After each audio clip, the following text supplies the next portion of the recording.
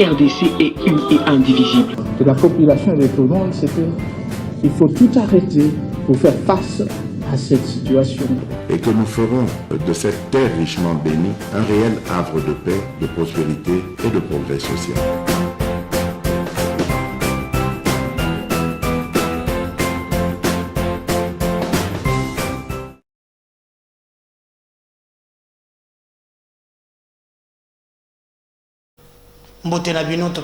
Merci Ndenge Bozolanda MKBs partout à travers le monde.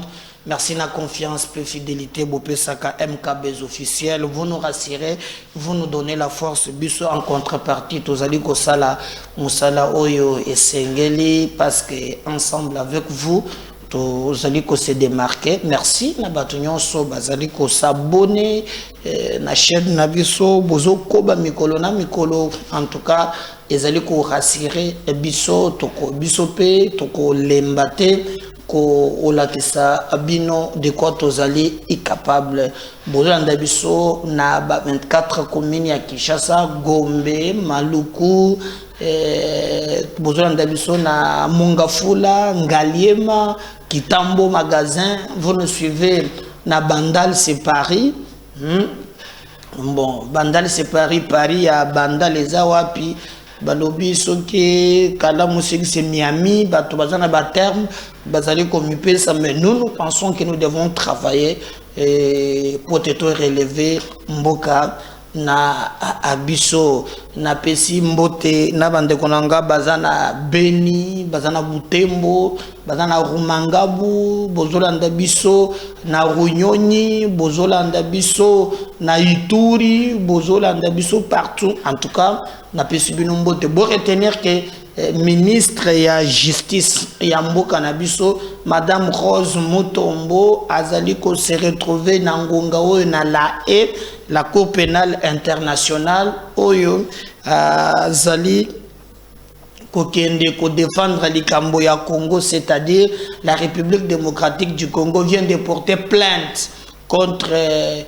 Rwandais, il y a M23 na armée rwandaise na ba exaction oyo bango ba zali ko sala en République démocratique du Congo et les kaki na Cour pénale internationale tomoni madame Nabiso ya madame la ministre ya justice akendake ko déposer plainte au nom ya République. Donc massacre nyonso oyo eleki na mboka na biso madame la ministre azali na Cour pénale internationale CPI akeko funda Rwanda akeko funda ba soldat na ye ndenge ba sali ba exaction ba kundi ba tonabomo et surtout na ba massacre ya Kishishe et les autres, et nous pensons que la Cour pénale internationale va trancher pour être makambo etambola ndenge esengele que le victime bazali beaucoup subir barbarie yaka moi Kagame kamutu ya mabe oyo vraiment bayeba nako ofuta. Voilà, on attend les retombées, mais déjà c'est officiel. Ministre Nabiso ya justice a qu'à saisir la Cour pénale internationale pour que celle la justice élève une nation. Tokobeta pe lisolo na mokolo ya lelo boyango très bien que banda lobby après avoir contenté awa na Kinshasa vraiment etikali kosimbate bomone ki même na ba cortège na ye na ba nini na ye batu bazalaki na ba revolver tout ça. Et quand on a tenté un peu ya kotala na groupe ou bien na ba rapproché à Katumbi bande comme vous la 3 ou 4 qui ne bazaba ana kotala bango bazaba congolais. Vous vous souvenez na moment moko boye Katumbi le kambo ebima na kala balobaka ke azalaka kotambo na ba mercenaires. Je me suis avec un tambo mwamba Carl Lewis non na ba nini ndeko wana kimaka bazalaka ba américain. Donc nous posons même mutuna, est-ce que ba tout oyo bazali ko batela ye sotali bien bazaba congolais te? Est-ce que ministre ya intérieur a autorisé ba opérer? Et si ces gens-là basali l'irréparable. Nous voulons quand même des précisions. Na bato bazo batela yewan. Poya apparemment nyonso ya Congo etaliete. Alors l'obia s'est déplacé qui pour être à comme en Congo central. Selon les informations de notre possession, gouverneur déjà assis à Pekisaki. Que bazana ba problème sécuritaire, ils ont presque général. Apparemment, Bakambu ya Kouamuntu et les autres barrières ya Kinshasa, Batupe Bazulinge Bakota na Congo central, pour me kakosala makambo yondenge ezali malamute. Alors, et comme que Katumbi ya Kendaki, d'ailleurs, na mboka mususu a commis déjà babandi kocha podium, alors que déjà gouverneur a commis là qui déjà nani représentant ya Katumbi na Congo central, balobi en tout cas il faut harmoniser.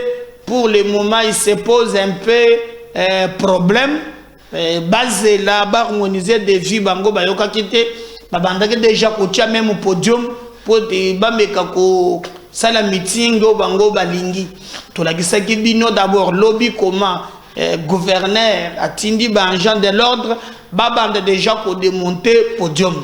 Alors tokola ça moi extrait wana mais après Katumbi ye moko ye kokoma ba ebisie mbon na ba élément oyo bango ba zali nango ezo permettre te ke bakende na lombango mbala moko bakende ko luka moya ko sala voir les podium.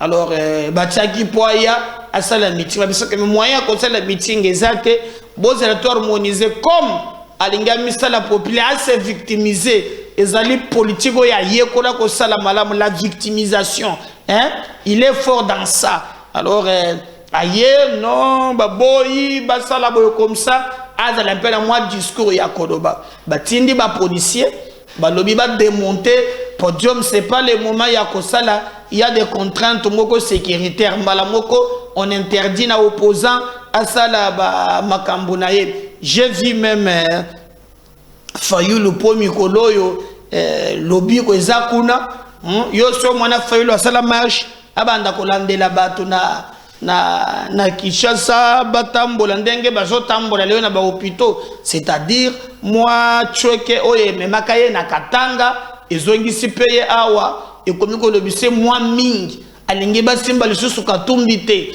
osimbi Katumbi otomboli Fayulu. Il a même tweeté na ndenge po Katumbi amona quand même que aza solidaire na ye, mais alors que na Congo central gouverneur a mekaki kosala makambo oyo bayokanaki na représentant na ye na ndenge ya Congo central. Alors ye alingi koyoka likambo na litoyi wana te na bato na ye bapusani bayeti malgré bayebisaki ye ke no bazela harmoniser. Il y a quelques contraintes sécuritaires. Il y a l'ingiangote, à Monique Balingi batelemela opposant, avançaki, et ndenge bozo mona place wana, ezali na barrière. Alors, il dit que moyen o lekezate, et sengeli ozonga, moyen o lekezate, zonga na nukishasa, makambo tambola bien, le reste, bo koya. Kokota na boto bongisa likambo wana alingite akei bokomona ke ba policier bazali ko expliquer ye quand même quelques mesures oyo bazwaki azoboya alinga forcer mais na ba dernière nouvelle te bisebido ke non a kenda kite bazongisi parce que na ba contrainte oyo boyoka ki la fois passé na marche bango moko alors que soda na ya zana munduki balobi oh non ndenge zawana babeta ki masasi na mutuka ya Katumbi soki balingaki babo balwa nezwaki garde du corps na ye. Alors on se pose la question, peut-être au niveau de garde du corps a couché, maintenant ils ont échoué. Alors bazana schéma moko oyo heureusement que ba service na biso bazali ko anticiper parce que gouverner aussi c'est prévoir. Alors beaucoup comprendre ce que Katumbi cherche. Mais comme TV et radio T, nous allons vous laisser suivre comment bazo potana comment bazo bata bazo kita bazo trouver kaka et solution te na ba calcul na bango moi séquence et kozala moi mingi ba ko condenser yango ndenge azoya ndenge bazo telema ndenge ba policier ba télémicier qu'est-ce qui s'est passé réellement autour ya Likambouana bandeko na ngai ensemble avec vous toko kende toko landa et après nous allons revenir bota la katumbi lobby toko bengango incident toko bengango nini lekaki mais azoluka eloko moko boy mikolo yo aloka lolengeni na koki ko justifier comme TV radio te si je parle le même langage nan de kwazali na technique on suit ça on revient juste après.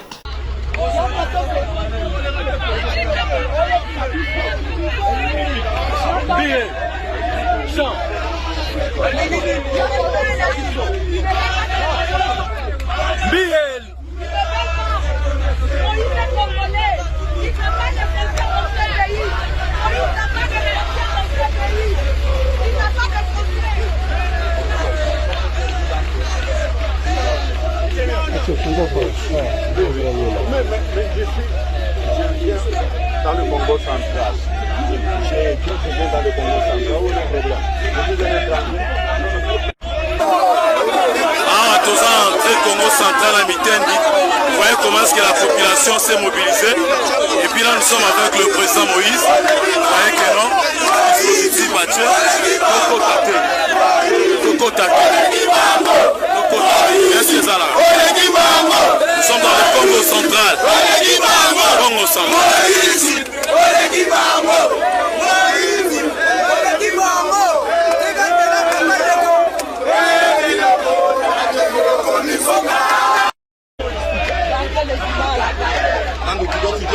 Je suis là en direct.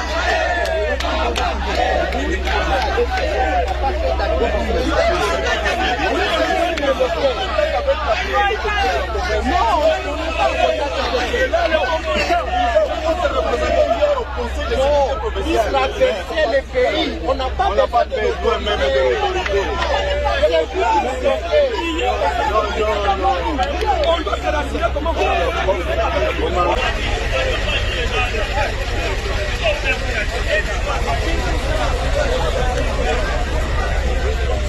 Hein?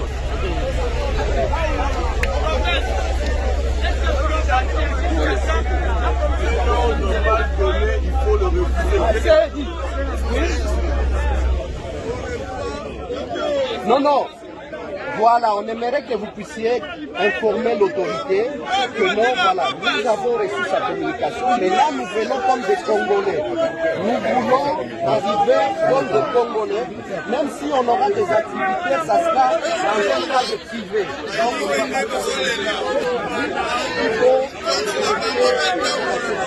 Donc nous voulons faire une activité citoyenne, même si ça dans une salle.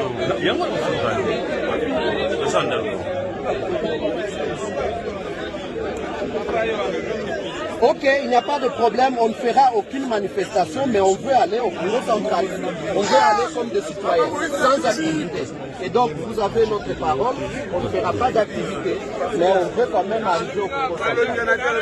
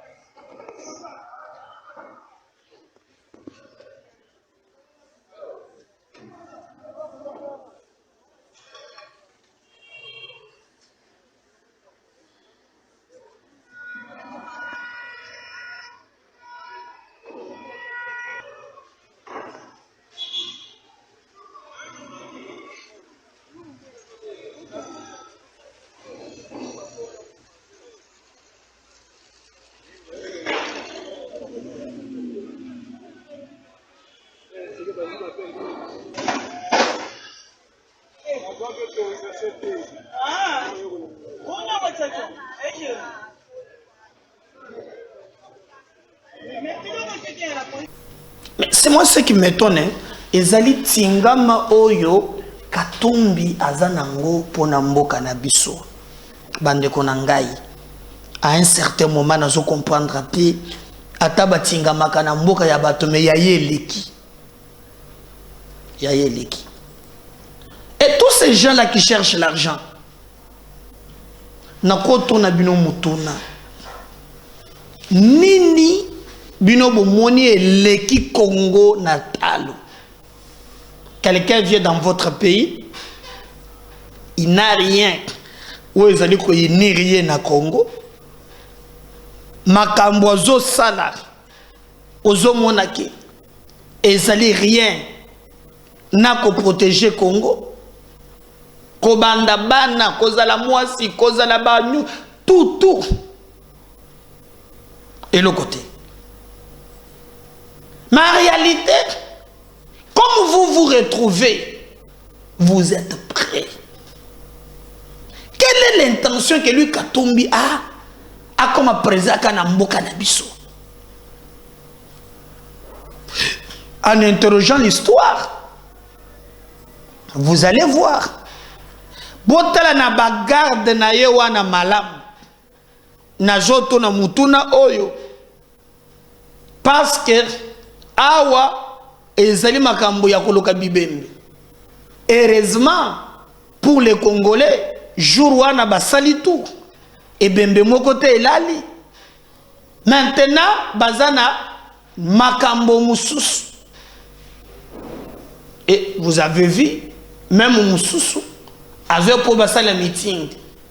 Quand même sécurité na bango et que dépendre na gouverneur. Et les gouverneurs, ils bango na matondo bozo sololbiki tozo kot oh non comme ça na ndenge wana tikabisto lokola ba citoyen normal.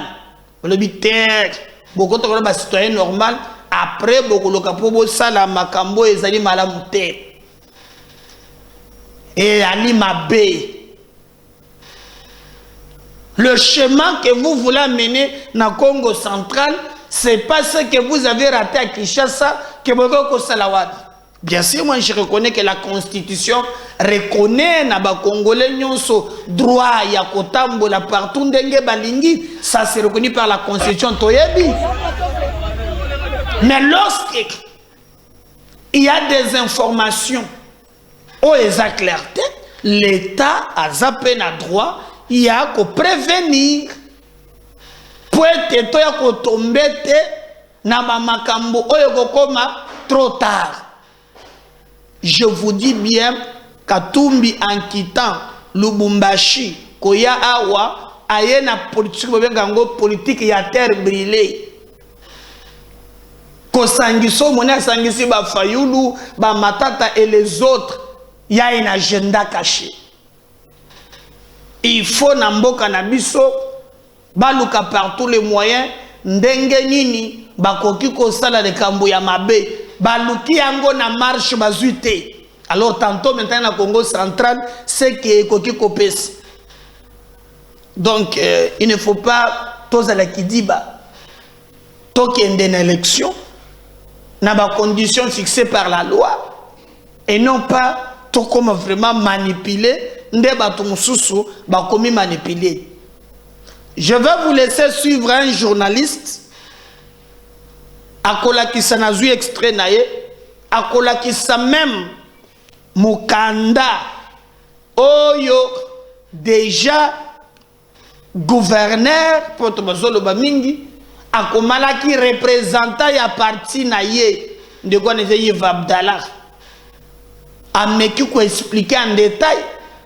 Aza même na Mukanda bo comprendre nini o ezali koleka ezali kuta mingi bandoko bazali koloba mais vérité yebani tomiko sate vérité yebani.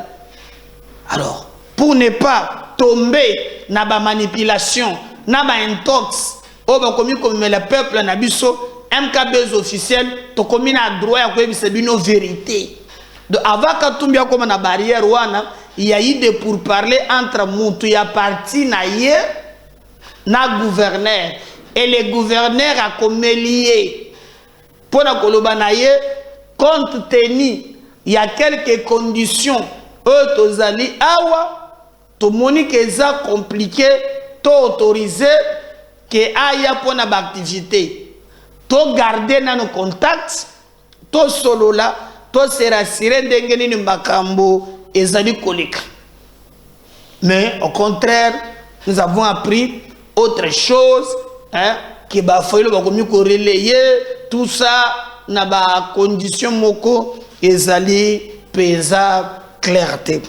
Mais parce que TV et radio et que biso MKB officiel to bundaka mingi copier ça bino information to lukeli bino pour comprendre l'enjeu.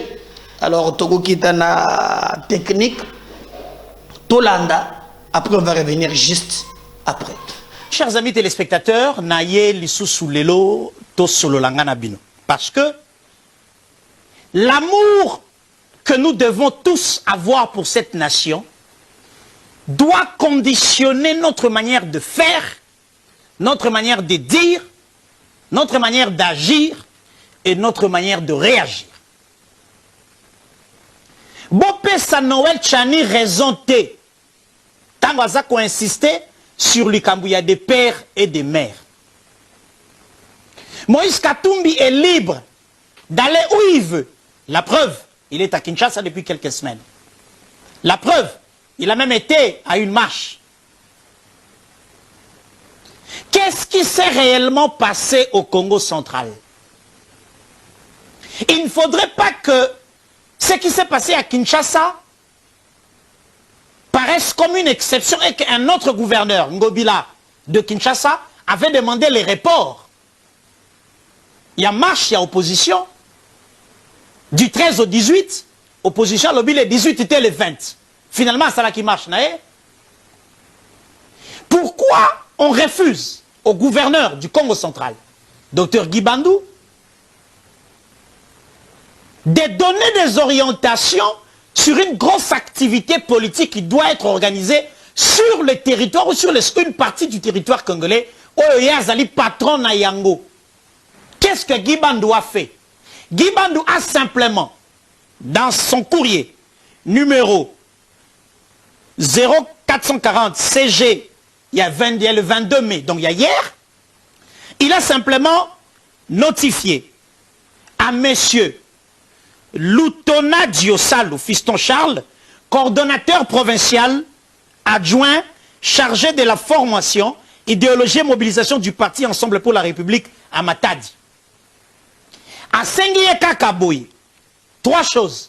Une, ou la première, acceptez les reports de vos activités pour 48 heures ou 72 heures, à dater de la notification de la présidente. Donc, ceux qui battent ensemble, c'est correct. Depuis lobby le 22, gouverneur a Sengiye Nabango va reporter de 72 heures ou de 48 heures. Donc, ça ne servait à rien que Moïse Katumbi Nenge Boza comme on a l'image à Kende, Congo central, Lelo, le 23. Ça ne servait à rien. À Kende, Congo central, le 23, parce que le 22, gouverneur a Sengiye Nabango va reporter.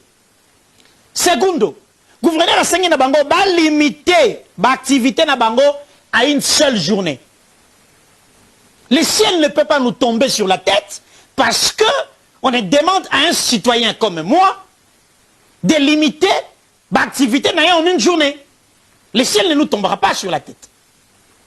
Tertio, Guy Bandou a Sengiye Kaka va limiter les sous-activités Nabango en un lieu déterminé tenant compte des impératifs sécuritaires évoqués plus haut. Nakatia courrier, moi n'attends courrier mobimba ezate.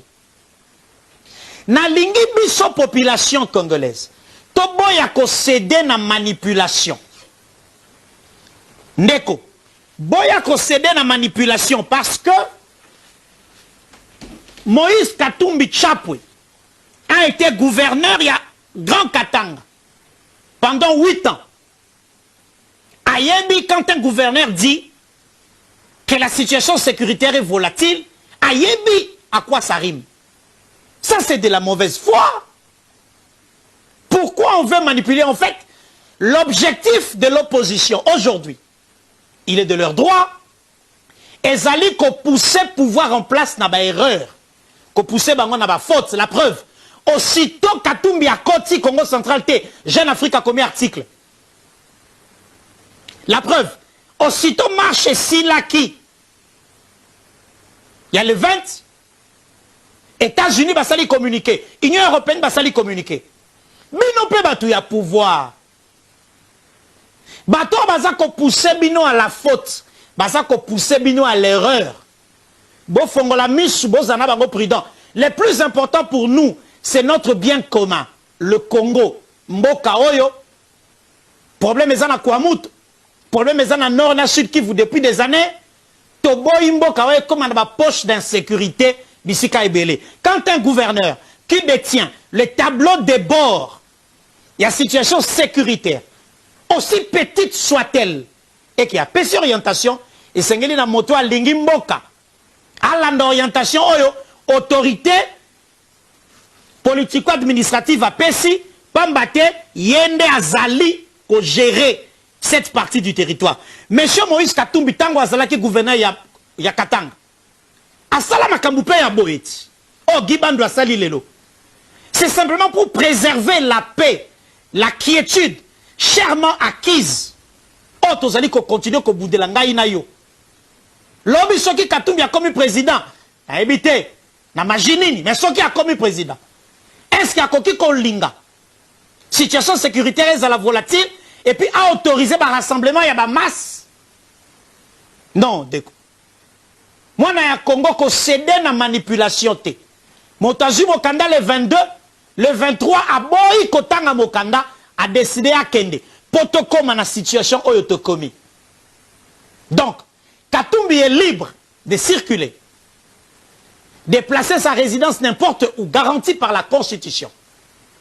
Mais nous ne devons pas, nous en tant que peuple, permettre aux politiques babanda ko manipuler biso.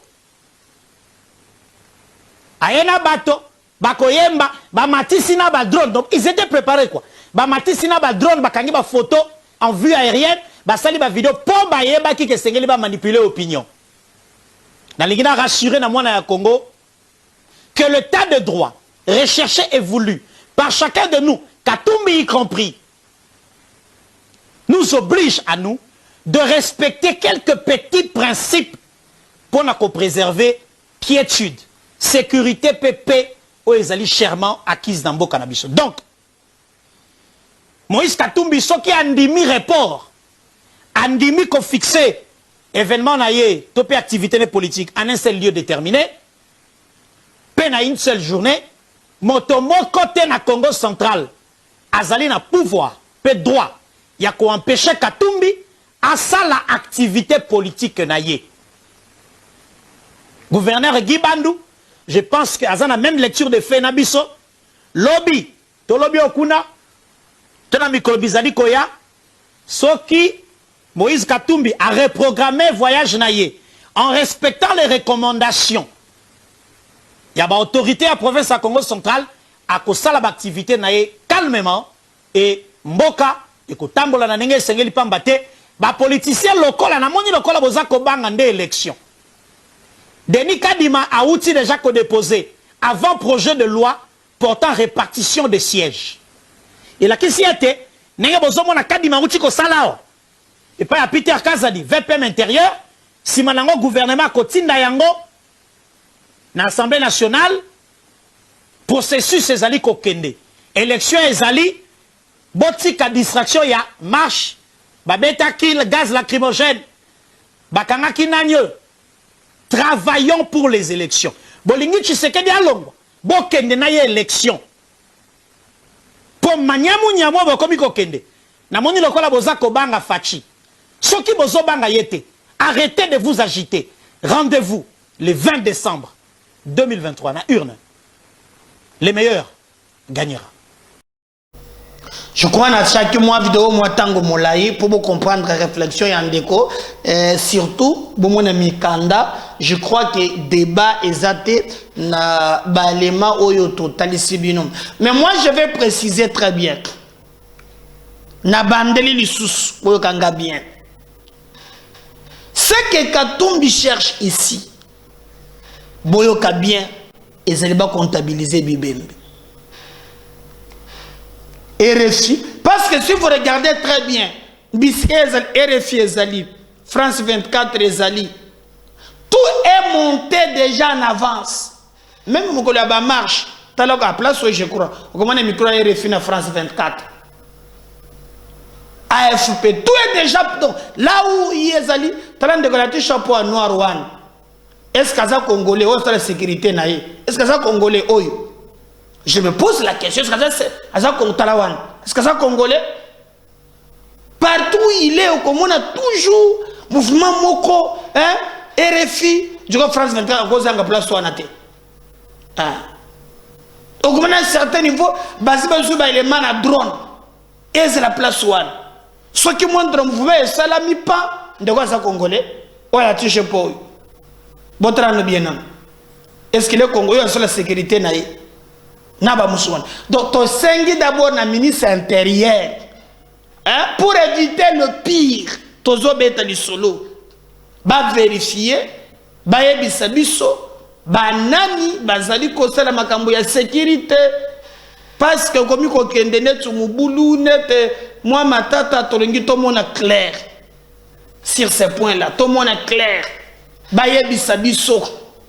Bon, mais même dans Kinshasa, balinga qui scandale mogo salim. Ce qui se fait au Congo central, et où tu es le mingi te na Kinshasa. Tout le monde a qui en bien. Parce que déjà na Kinshasa, tout le monde a qui. Bango itinéraire. Au gouverneur appelle ça qui bango, ba policier balinga qui ba empêcher ba policier, ba luka affrontement, nini baluka ndenge nini ba comptabiliser, mais Dieu merci, ils ont échoué dans leur laboratoire. Pourquoi ne pas écouter ba konzi pour ba pédicité? Quel est l'intérêt à poursuivre dans l'Ikamboana, ce qui est l'intérêt à communauté? Hein? Je vais vous laisser sur l'exemple de quelqu'un qui marche. Regardez ce qu'il a voulu produire au Congo central. Tala ou opposant Bazo Sala. Kalamingite. Bazo le une place. On se revient juste après. Oui, allô. Quand ça marche, toi, quand ça marche, on a 15 ans. On a 15 ans.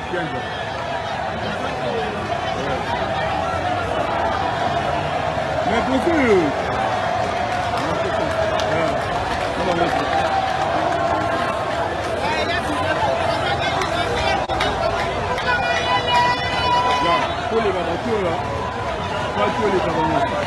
Pourquoi tu prends?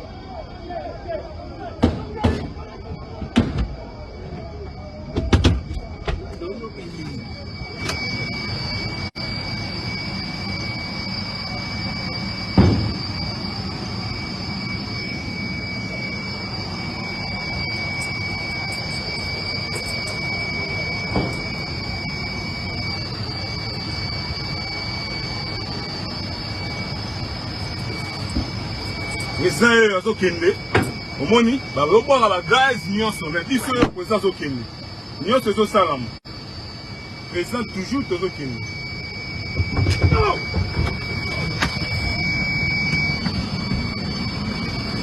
Tanga kamina ma porte, tanga makasi gay, tanga makasi, tout présent au kende. Et quel se pour nous.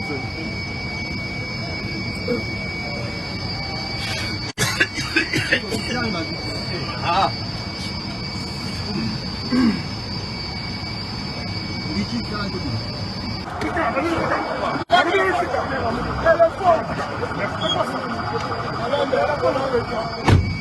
Ah oui, le téléphone.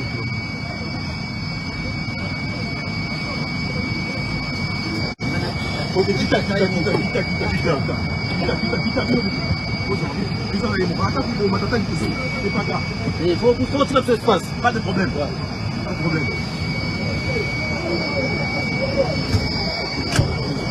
Là.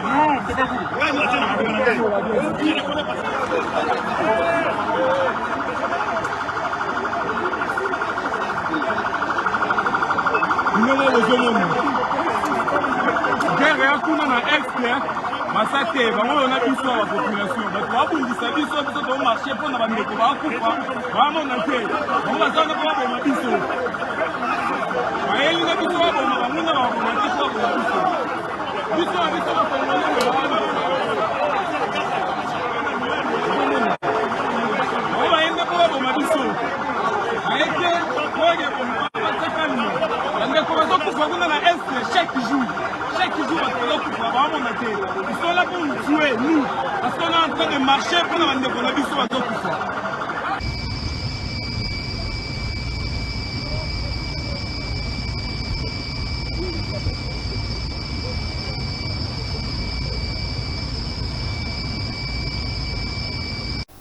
Nous sommes en plan, on bâtit en place, juste, pour nous connaître comment qu'on et simbite. Je suivais même un journaliste qui a aussi dit clair que on a partagé avec moi point de vue de Zachary Bababasui. Alors, il est pas à son tour à l'Obaki, Bamata Bakita, Somba Batundengo Lingi, mais na makambo matali élection, Batuno Sobosuma Makabango na mbongote. Suma Makabango na mbongote. Tozonga na deuxième émission Bandeko. La seconde partager lien oyo. Bana Congo central na landaki le général Mavembankos on tata longi alobi les batoni catégorisé bat les baluba baza ba neve makambu ya baluba bangala baswahili langage wana langage moko ou ezali anormal. Et pour le moment, tu sais maintenant que batu nyonso so moni mutu zana ba discours séparatiste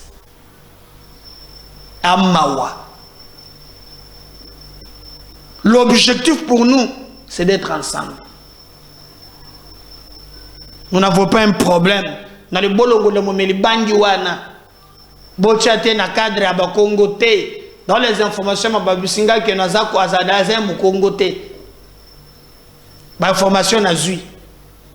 Le bazane mu Congo te. Azane auto soki ba mboka onso entre Burundi Rwanda. Ba mfita ba kobise mu Congo ya makasi.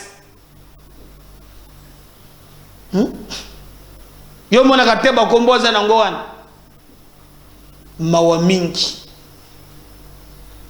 La force reste à la loi. N'oubliez pas de partager ce lien et de vous abonner. Je reviens tout à l'heure dans le deuxième numéro. Bye.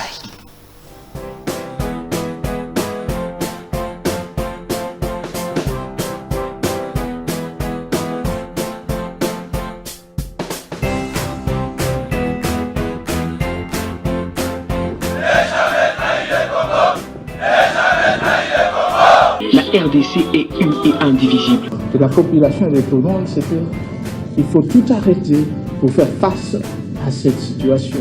Et que nous ferons de cette terre richement bénie un réel havre de paix, de prospérité et de progrès social.